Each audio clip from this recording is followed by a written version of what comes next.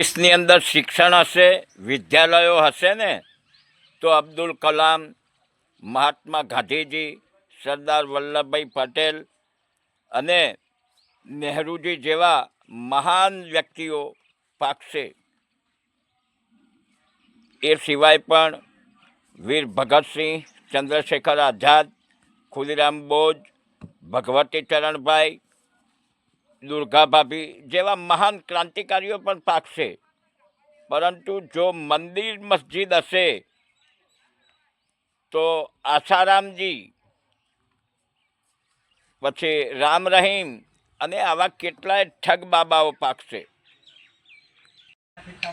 લોકો દીવાને વંદન કરે છે, દીવાને હાથ જોડે છે, કારણ કે દીવો હર હંમેશને માટે બીજા માટે બળે છે, બળી અને બીજાને અજવાળું આપે છે.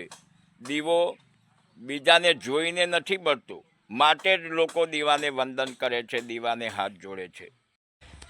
જે વ્યક્તિ શાંત રહે છે અને ધીરજ રાખે છે ને તે ગમે તેવું કામ પૂરું કરી શકે છે.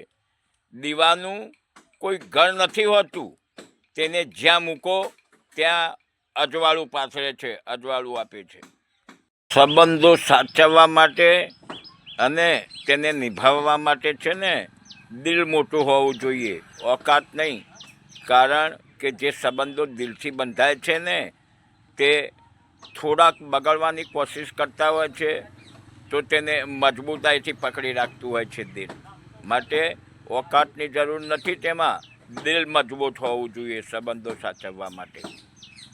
અમારે ઈસાઈ મુક્ત કે મુસલમાન મુક્ત ભારત નથી જોઈતું, અમારે તો ગદ્દાર મુક્ત ભારત જોઈએ. પછી ભલે તે ગદ્દાર ગમે તે કોમનો હોય, ગમે તે ધર્મનો હોય, પરંતુ ગદ્દાર મુક્ત ભારત જોઈએ.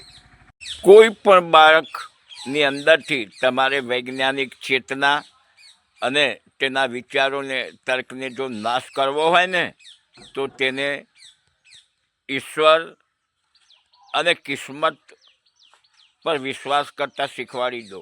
આપોઆપ જ તેની વૈજ્ઞાનિક ચેતના અને તેની તર્કશક્તિનો નાશ થઈ જશે. સારા દેખાવામાં અને સારા હોવામાં બહુ જ ફર્ક છે. રક્ષાબંધનના દિવસે ગમે તેવા સારા ચોઘડિયા જોઈ લો અને ગમે તેવા શુભ મુહૂર્તમાં રાખડી બાંધો, પરંતુ સારો ભાઈ મળવો મુશ્કેલ છે. રાવણ જેવો ભાઈ મળવો મુશ્કેલ છે, જેને પોતાની બહેન શૂરપંખાના અપમાનનો બદલો લેવા માટે પોતાનો જીવ પણ આપી દીધો હતો. તેવો ભાઈ મળવો મુશ્કેલ છે. વાત સમજવા જેવી છે દોસ્તો. ન સમજાય તો ફરી સાંભળો, સમજો અને હોશિયાર બનો.